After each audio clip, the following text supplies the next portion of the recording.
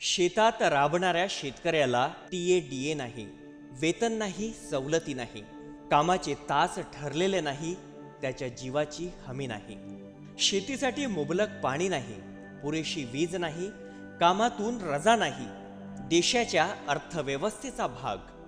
योजनांचा बट्ट्याबोळ, सवलतींचा बोजवारा, तरीही तो खपतो उन्हात, पावसात, थंडीत आणि चक्रीवादळात. अशाच काही वादळी कथा, उपेक्षित आणि अपेक्षित. माझं गाव, माझा शेतकरी, न्यायासाठी खंबीर व्यासपीठ. पहा फक्त कृषी समृद्धी न्यूज. यंदा परतीच्या पावसाने शेतकऱ्यांचे मोठे नुकसान झालेले आहे. सोयाबीन, कापूस, तूर या पिकांसह संत्रा बागही कोलमडली असून संत्रा उत्पादकांच्या पाठींचा कणा देखील मोडलेला आहे. याबाबत आमचे प्रतिनिधी स्नेहा भोगे यांनी संत्रा उत्पादक यांच्याशी केलेली ही बातचीत. संत्रा नगरी लगत माहुरझरी परिसरात फळबागांची बागायती शेती आहे.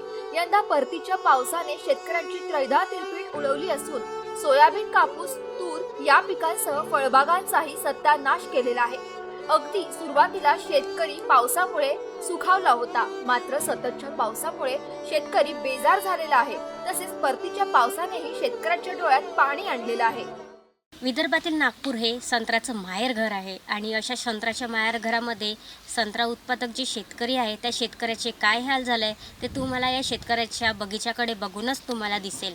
संत्र्याचे उत्पादक शेतकरी आहे, त्या शेतकऱ्याच्या बगीच्यामध्ये तुम्ही आता बघत असाल संत्र्याचे जे अतिवृष्टीने आतोआत नुकसान झालं आणि जे या अवकाळी पाऊस पडला त्यामुळे जागोजागी संत्र्याचे थड पडलेले आहे आणि त्या फळावर कीड लागलेली आहे. आणि या पद्धतीचे जे काही शेतकऱ्याचे आतोआत नुकसान झालं त्या शेतकऱ्याचं दुःख पुसण्याकरिता जनप्रतिनिधी का पुढे येत नाही. शेतकऱ्याचा नेता म्हणणारे जे बच्चूभाऊ कडू होते, आपले आमदार, ते आता मंत्री बनले आणि दुसरे जे शेतकऱ्यांचे नेते होते सुनील बाबू केदार ते पण आता मंत्री बनले.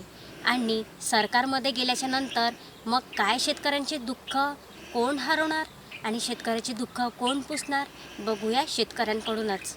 माझं नाव प्रदीप केशव कांबळे आहे. मी नागपूरचा रहिवासी आहे. मी इथे 16 वर्ष झालीत ही शेती घेतली आहे विकत. इथे आधी म्हणजे बंजर जमीन होती, काहीच तो पडीत शेती होती आणि त्यामुळे इथं कटुंबर वगैरे पूर्ण असे कटुंबर झाडे होते. इथे मला डेव्हलप करायला खूपच त्रास झाला. पूर्ण JCB लावून म्हणजे पूर्ण 7.5 एकरात JCB लावावं लागले मला. परत लेवलिंग करावं लागली. इतका खर्च वाढला की माझा खर्च वाढतच गेला आणि परत मला इथं फेन्सिंग करावं लागलं पूर्ण याला, तारेचं कंपाऊंड आणि प्लस इलेक्ट्रिक आणि विहीर पण माझ्या पैशाने घ्यावी लागली. त्यानंतर इलेक्ट्रिफिकेशन पण केलं, घर बांधलं आहे, बैलजोडी, असा संपूर्ण खर्च मला आला. सबसिडीवरती मला फक्त इथं डीप इरिगेशनसाठी ते पाईप मिळाले होते, पण ते मला जमलं नाही म्हणून मी काढून टाकले आणि पाईप घेतलं ते सबसिडीवरनं पाईप घेतले होते. आणि परत असा याच्या आधी मी लोन घेत होतो, पण ते लोन फेडावंच लागतं ना शेवटी. तो खर्चच आहे म्हणजे एक प्रकारचा माझा. तर ते म्हणजे उत्पन्न असं भारी असं काही होतच नाही. जवळपास आम्ही 4 लोक याच्यावरती डिपेंड आहोत शेतीवरती, पण ते खर्च उत्पन्न नसल्यामुळे ते झेपत नाही. दिवसेंदिवस इथं बंदराचा हैदोस खूप आहे. इथं आम्हाला झाड आलं की ते बंदर इतकं त्रास देतात की झाडं तोडून टाकतात, फांद्या खेळतात इथे. आणि रोगराई आल्यानंतर इथं मग आम्हाला सांभाळावं लागतं. इथं आम्हाला कोणी सहकार्य करत नाही, म्हणजे कोणी शेतीला येऊन पाहत नाही. असं विशेष करून आम्हाला कोणी संत्र्याबद्दल असं गायडन्स म्हणजे असं विशेष करत नाही कोणी. माझी इथे 2.5 एकरात संत्र्याची बाग आहे आणि 5.5 एकरात मी पहिले आधी मारवं घेत होतो आणि प्लस थोडं पराठी आणि तूर घेत होतो. पण काही कालांतराने आता पराठी ह्याकरता घेत नाही इथं. मग आता ह्या वर्षापासून मी फक्त तूर घेत आहे, कारण पराठी वेचायला बाया इथं मिळत नाही, कारण दुसरीकडे बाया जातात दुसऱ्या गावाला इथल्या. तर त्यामुळे पराठी लावली नाही. आणि रोगराईचा पण भरपूर इथे होता, म्हणून ह्या वर्षी पहिल्यांदा मी तूर लावली आहे. असं झालं. आता जवळपास आता आमच्या बैलाला एक रोग आला आहे, तो सगळीकडे येतो आहे म्हणे, पण आमच्या बैलाला पण रोग आला. त्याच्याकडे आता मी दवाखान्यात त्या बैलाला घेऊन जातो आहे, पण मी माझी मेडिसिन यूज करतो आहे. म्हणजे हा वर्षापासून हा बगीचा आहे संत्र्याचा. हा संत्र्याचा बगीचा जवळपास 12 वर्ष झाली तुला. म्हणजे आणि शेती ह्या बगीच्यावर किती लोक डिपेंड आहे? ह्या बगीच्यावरती म्हणजे शेतावरती 4 लोक आम्ही डिपेंडंट आहोत. आणखी किती सोर्स वगैरे निघते मग? सोर्स म्हणजे नाहीच्या सारखाच असतो, पण ते आता करावं लागतं म्हणून आता बाग आहे लावली आहे तर करावं लागतं. पण जवळपास म्हणजे खर्च पाहाला नोकराचा खर्च खूप असतो, रासायनिक खर्च असतो, औषधीचा असतो खर्च, बास आणावं लागतात विकत. बास हे सडून जातात, 3-4 वर्ष चालत नाही तर दुसरा बास आणावा लागतो. बास बांधायचे त्याचा खर्च, असा भरपूर खर्च येतो, छोटा करता पण तितकं उत्पन्न मिळत नाही आम्हाला. आणि शासकीय योजनेतून काही मदत वगैरे मिळाली काय मग? शासकीय योजनेतून काहीच नाही, फक्त एक डीप इरिगेशनसाठी आम्ही पाईप लावला होता, पण ते आम्हाला जमलं नाही, पण आम्ही ते काढून टाकलं. आणि ते लाईन पण नसतं ना बरोबर, त्यावेळेला प्रॉब्लेम येतो पाणी ओलायला वगैरे, संत्र्याच्या बागेला पाणी द्यायला हे. आणि जमीन वराणी असल्यामुळे याला उन्हाळ्यात तर पाणी भरपूरच लागतं एकदम, म्हणजे पावसाळ्यातसुद्धा पाणी द्यावं लागतं कधी असं सिच्युएशन येऊन जाते आमची. पिकावर कर्ज वगैरे घेतलं होतं काय मग? नाही, पिकावर एकही कर्ज घेतलं नाही आतापर्यंत मी. आणि जे शेतकऱ्याचे नेता म्हटलं आहे बच्चूभाऊ कडू आणि सुनील बाबू केदार, त्यांनी इकडे मग लक्ष वगैरे? नाही, कोणीच नाही आलं. आम्हाला माहीत पण नाही आता कोण काय आहे तर, पण यायला पाहिजे त्यांनी, अधिकारीने हे ते लक्ष द्यायला पाहिजे आम्हाला, आमच्या शेताकडे, की काय पोझिशन आहे म्हणून तुमची. आणि ह्या संत्र्यावर वगैरे काय रोग आला होता मग? संत्र्यावरती डिंक्या रोग आला होता, नाही का ते चांदणी रोग म्हणतात तो आला होता. आणि कधी आंबिया बहार येतो तर कधी मृग बहार येतो, असं म्हणजे अल्टरनेट येतो, म्हणजे कंटिन्यू दोन्ही बहार ॲट ए टाईम नाही. आता बघा, आता आंबिया बहार झाडावरती दिसतो, पण मृग बहार एक पण दिसत नाही, फुल आम्हाला फळ दिसत नाही मृग बहारची. तर हा एक समस्या आहे आम्हाला. आणखी ह्या बगीच्याची काय वैशिष्ट्य आहे म्हणजे खास एकदम? बगीच्याची वैशिष्ट्य म्हणजे सांगताय काय, बगीचा एक आमचा छंद म्हणून आम्ही जोपासला आहे. हा तुमचा छंद आहे, ठीक हा, आहे, पण याच्यावर रोग आणि कीटकनाशकं वगैरे लागते, तर मग तो छंद आपला तुटून जातो कधी कधी. हो ना. तर औषधी खूप महाग झाल्या आहेत ना, त्यामुळं भरपूर. आणि खाद आतापर्यंत फक्त मी एकदा असं म्हणजे खाद दिलं. आता आम्हाला हे गोबर खात मिळतच नाही ना, मग जनावराचं खात मिळत नाही. ते आलं की म्हणजे खूप कॉस्टली पडते ते पण आम्हाला. आणि सरकारने अगदी सुरुवातीला बियाणे दिले होते फळांचे, भाज्यांचे वगैरे, तर ते नकली निघालेत. जसं की फळ आलं तर फूल नाही आलं, फूल आलं तर फळ नाही आलं, असं झालं आहे. तसं तुम्ही वापरत नाही म्हणा, कारण की विश्वास ठेवतच नाही मी गव्हर्नमेंटच्या याच्यावरती. कारण की लोक सांगतात, अदर्स शेतकरी आहेत दुसरे, ते सांगतात की त्यांना प्रॉब्लेम खूप येतो त्या गव्हर्नमेंटच्या बियाणावरती. म्हणून मी वापरतच नाही. मी पर्सनली आपलं जातो आणि आपलं मार्केटमधून घेऊन येतो, जे गुड क्वालिटीचं बियाणं आहे. ते मी पैशाला घाबरत नाही लावायला, पण ते गुड क्वालिटीचं मी वापरतो जितकं असेल तितकं. जर हे संत्र्याचे म्हणजे विकायला गेले मार्केटमध्ये, तर काय भावाने वगैरे विकतं मग? तुझं मार्केट कधी कधी भाव इतका उतरतो की विचारू नको. तो संत्री तोडायला पण लोक भेटत नाही, काय नाही इथे. तर भरपूर कमी भाव येतो आता, ज्यावेळेला तोडायला येतो तेव्हा संत्री कमी भाव राहतो, जो मार्केट रेट राहतो. आणि इथे काम करणारे किती व्यक्ती आहेत मग? एकच आहे माझ्याकडे, एक गडी आहे माझा माणूस, तो वार्षिक आहे. तर त्यांचाही रेट जास्त असल्यामुळे मला ते झेपतच नाही, कारण की आपण ते एकटं करू नाही शकत. माणसाचा वार्षिक 90 ते 1000 1 लाखापर्यंत जातो त्या खर्च.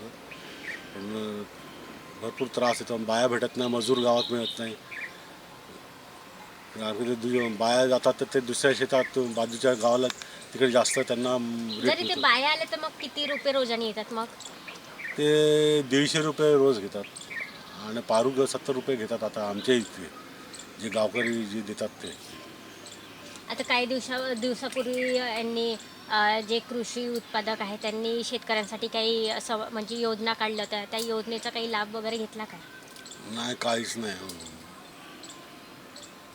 कोणताच नाही मी घेत शेतकऱ्यांचा लाभ जे देतात गव्हर्नमेंट नाही घेत. क्या बताना चाहेंगे ये बगीचे के बारे में? बगीचे के बारे में यही है, जितना अपन लाभ उठाने चाहते उतना होता नहीं, खर्चा जाता आता है। गलना, फूल झड़ना, ये दवाई वगैरह बहुत लगता है, पर उसके हिसाब से उत्पादन मिलता नहीं। रोज के कितने फल निकलते हैं यहाँ से? तो रोज के कम से कम 30-40 गमेले फेंकना पड़ता है। फेंकना पड़ता तो फिर निकलते कितने होंगे? अब निकलने की तो बहुत निकलते, ऐसा बहुत कम फल लगते हैं। अभी तो कुछ कम, आधा संतरा हो यहाँ गया। से बेचने के लिए जाते तो क्या भाव से बेचते हो फिर? बेचने को क्या, अभी तो वही चालू है, बोलते कि 10,000-12,000 रुपये टन, और उससे ज़्यादा लगवाड़ हो जाती। और क्या बताना चाहेंगे ये बगीचे के बारे में?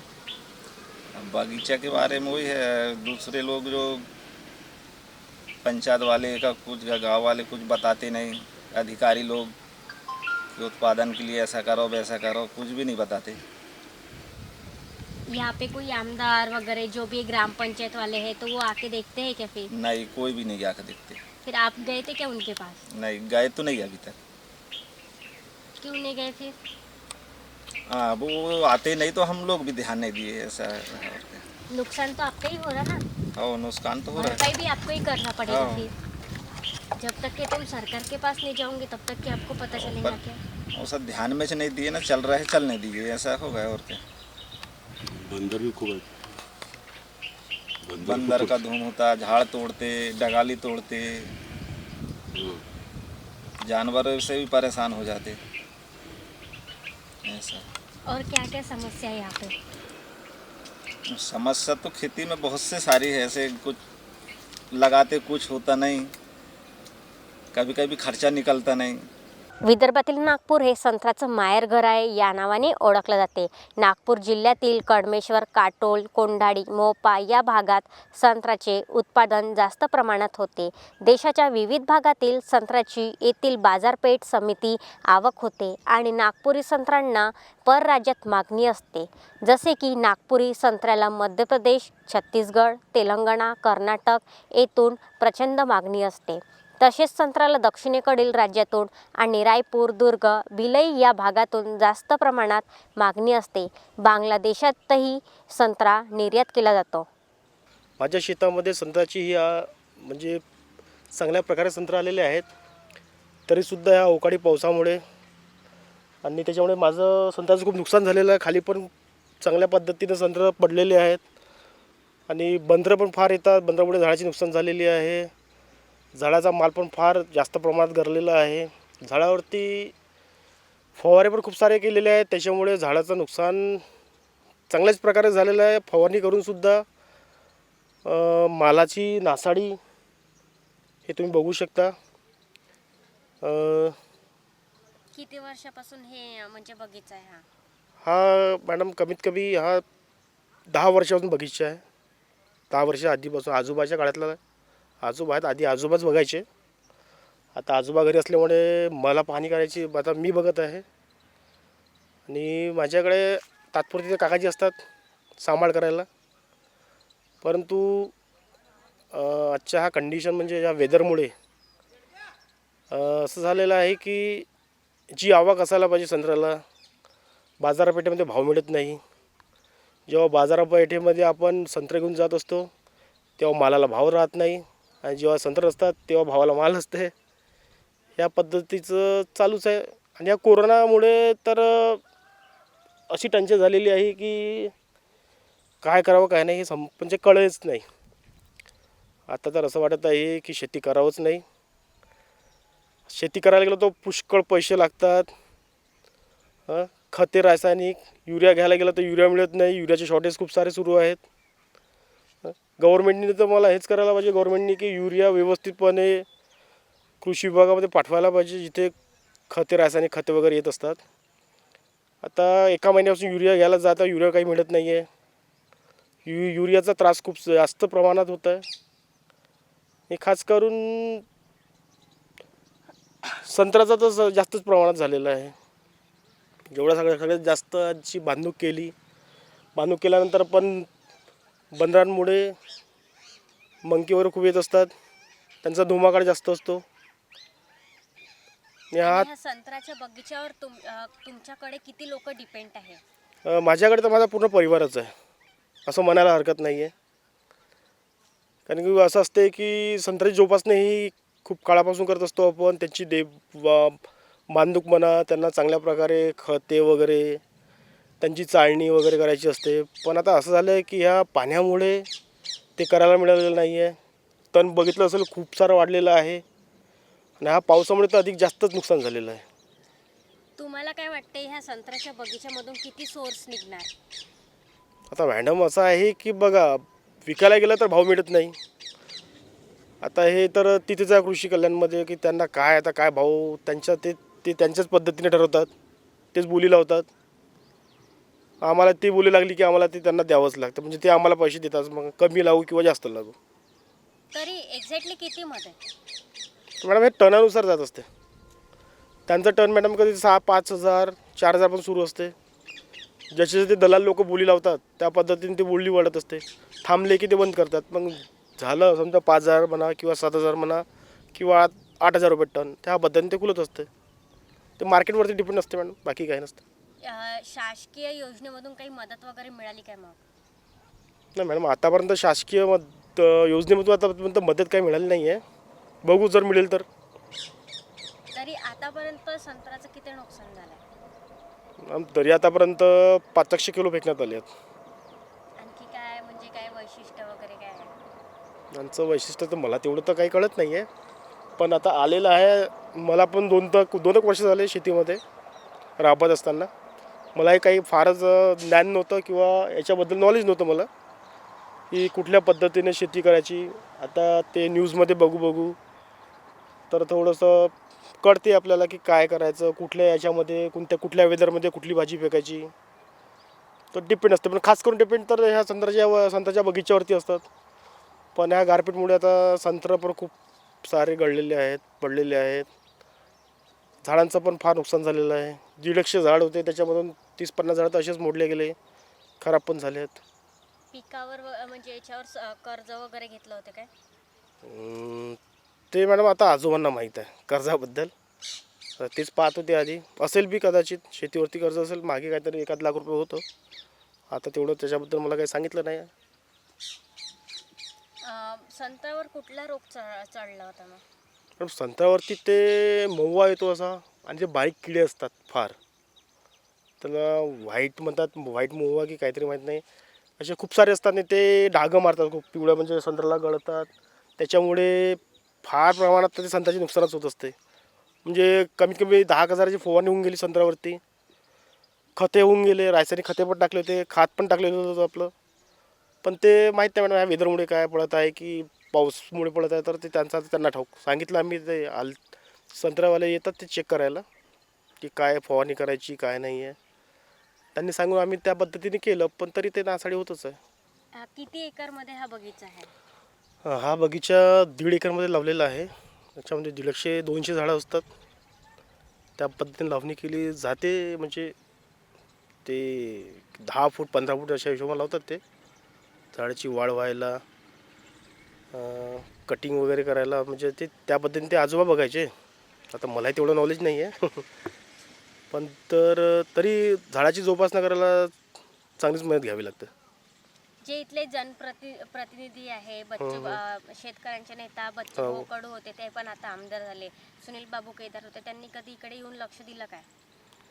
हो मॅडम, ते येतात बघतात वगैरे, पण असं आहे की येऊन बघतात जातात वगैरे. पण असं आहे की जे आता भाव जो बाजारपेठेमध्ये खुलतो, मेन म्हटलं तर बाजारपेठेच असते. मला तर असं वाटते की संत्र्याला असा ठराविक भाव मिळायला पाहिजे की नाही बा की हा भाव असायलाच पाहिजे. कारण की कसा काळ असतो की संत्रं स्वस्त गेले तरी ते महाग विकतातच. आणि याच्यात म्हणजे ते सगळं मला तसं वाटत आहे की जिथले लोक असतात कर्मचारी, कृषी बाजारपेठेतले म्हणा, जे बोली लावतात ते कशा पद्धतीने लावतात ते त्यांचंच माहीत. पण संत्र्याला भाव मिळायला पाहिजे ही आमची मनापासून इच्छा आहे. कारण का संत्र्यावरतीच निर्भय असतात, शेती तर करतातच संत्र्यामुळे, पण तरीसुद्धा. माझे नाव सुरेश शिर्के आहे, राहणार माऊरझरी. मी मंगेश पाटील यांच्या शेतीमध्ये काम करत असतो. तर पुष्कळ दिवसापासून काम करतो यांच्या शेतीमध्ये.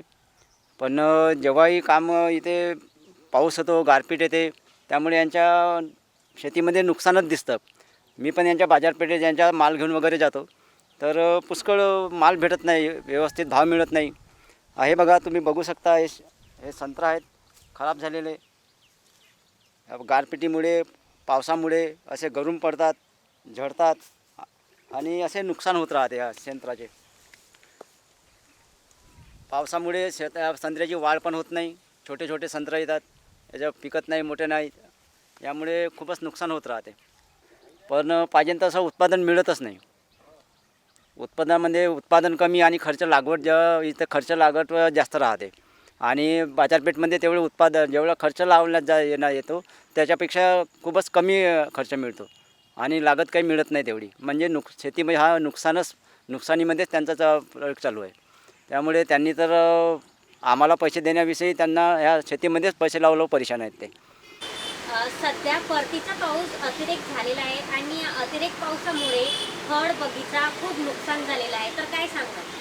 नाही, यावर्षी जो पावसाचं प्रमाण झालेलं आहे ते फार जास्ती प्रमाणात झालेलं आहे. त्यासाठी शेतकऱ्यांनी पाणी निचरा व्हावा या प्रकारे काहीतरी तिथे सोय करायला हवी. जसे की शेतातून नाल्या काढायला हव्या, जेणेकरून जे साचलेलं पाणी आहे आणि साचलेल्या पाण्यामुळे जे काही बुरशी तिथे तयार होते आहे, त्या बुरशीमुळे बरीचशी संत्र्याची फळगळ चालू आहे आणि त्याप्रमाणे शेतकऱ्यांनी जर या प्रकारे तिथे व्यवस्थापन जर केलं तर बरीचशी बुरशीमुळे होणारी जी गळ आहे ती आटोक्यात येऊ शकली असते. नागपूरसारखं शहर हे संत्रा नगरी म्हणून ओळखलं जाते आणि ही ओळख असलेल्या संत्र्याला कुठेतरी फटका बसतोय, तर काय उपाययोजना आहे?